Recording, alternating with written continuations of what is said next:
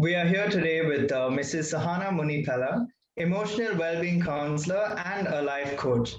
Mrs. Sahana brings a nice blend of corporate experience coupled with counseling training to help teens enjoy this wonderful phase of their lives. She loves working with people and making them happy and successful. Her career has been dedicated to this passion. She firmly believes in the adage, no child left behind. Welcome, ma'am. We have a few questions on emotional health for you. What exactly is emotional health? Okay, so first of all, thank you for having me, Raymond. It's a pleasure to be here. And to answer in very simple terms, emotional health is your capacity to basically express your feelings and Okay. in appropriate ways, and basically your ability to cope with various emotions.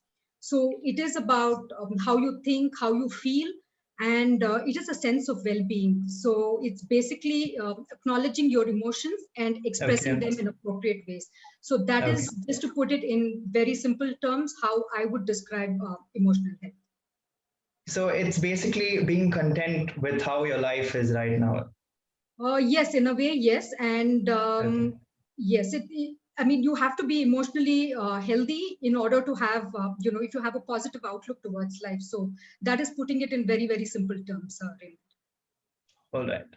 So, what are some of the emotional health problems we face? Yes, so there are many emotional health problems which they're disorders basically that could affect the way you think, the way you work, and basically to your overall, behavior. And some of these emotional health problems could arise in the form of anger, anxiety, fear, sadness. Those are just to name a few. But by far, the most common emotional health disorders would be anxiety and depression. And how would like one improve emotional health, and why would this be important for us? That's actually a very, very good question. So I'll start with why it's important first. And as we all know, emotional health is an integral part of your overall well-being, right? I'm sure all of you know that. But people who are emotionally healthier, they're more in control of their thoughts, their feelings, and the way they respond to situations.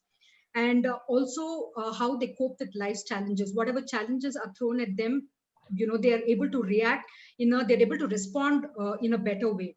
And they're also able to bounce from setbacks fairly faster than those who are not probably as emotionally healthy as they are. And if you look at it, even if you put them in any kind of a group environment or setting, they tend to do better. They don't get faced because their emotional health is in place. And in fact, it's no wonder that, they say that in today's time, emotional quotient or EQ is definitely more important than IQ, right? And coming to the second part of your question, Raymond, is on how to improve emotional health, right? That's very, very important. And some of the ways in which you can improve emotional health is first by practicing what is called as emotional regulation. And this is important because, as we all know, sometimes emotions can get the better of us.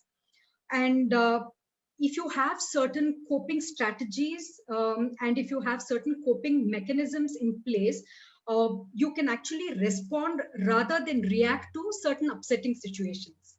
So because you already have a set of, you have your coping mechanisms in place, so it becomes a lot easier for you. And then you only tend to respond and not actually react on an impulse.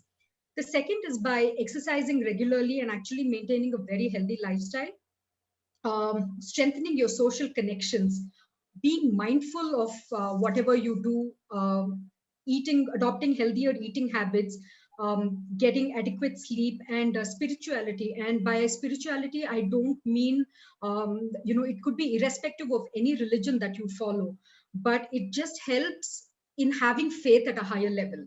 So these are some of the ways. There are a lot many more ways, but I think these are some of the important ways in which one can improve emotional health.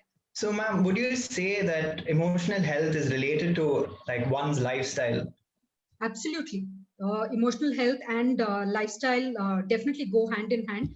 and I'll explain that to you probably a little later. But yes, emotional health, and it's definitely related to lifestyle, because like you said, if you have poor emotional health, what happens is it tends to weaken your body's immune system, and it is imperative that you have like a balanced lifestyle. You need to have a balanced lifestyle in order for you to achieve the good emotional health. Okay. And by balanced lifestyle, what do I mean? So it's being, like I mentioned earlier, being aware of your emotions and your reactions. The way you respond to them is, again, very important. Taking care of your physical health, and I can't stress enough the importance of taking care of your physical health. And building a social support network, or like, you have like an ecosystem, a very solid support system that you have in place. That again is very important. Thinking positively and setting your priorities and your boundaries, learning when to say no. And most importantly, Raymond, especially in adolescence, is seeking help. So it's very important that when you know you're not emotionally healthy, it is perfectly all right to seek help, and that is very, very important. Yeah. So you kept mentioning social emotional health, right?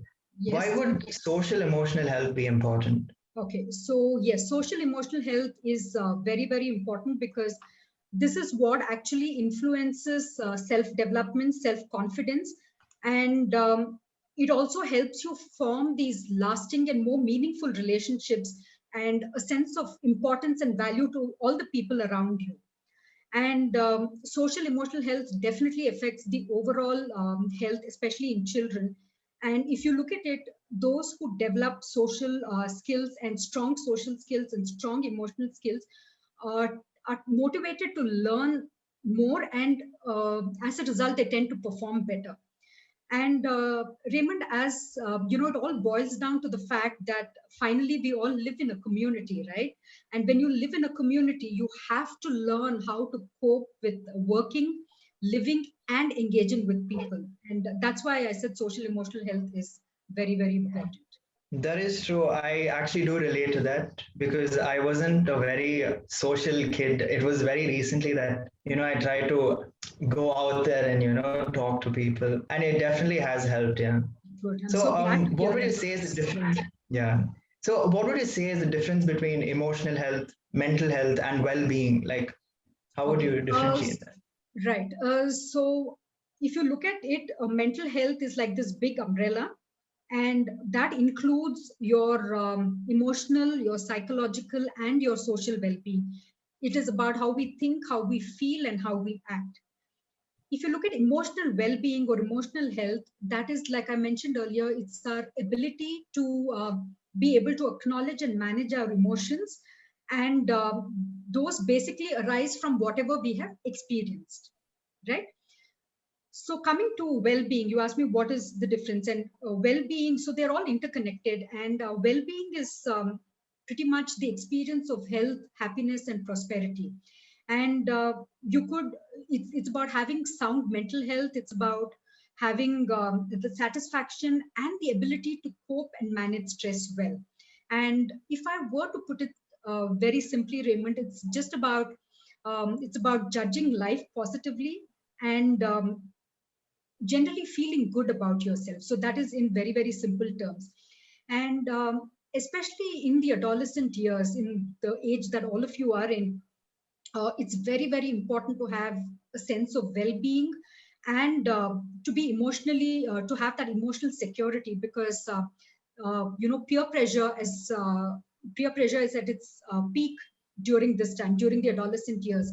And the stress that could come out of all this, peer pressure. So the stress can actually stem from various factors. So it could stem from academics, which could be a source of stress. It could stem from peer pressure, which is, like I said, one of the most important causes of stress during adolescent years. And it could be parental pressure, and it could also be, with self-esteem, with just how you look, with body image issues. You're not happy about the way you look. So all that could, lead to stress, and hence it's very, very important that you have, a sense of well-being and you're emotionally healthy.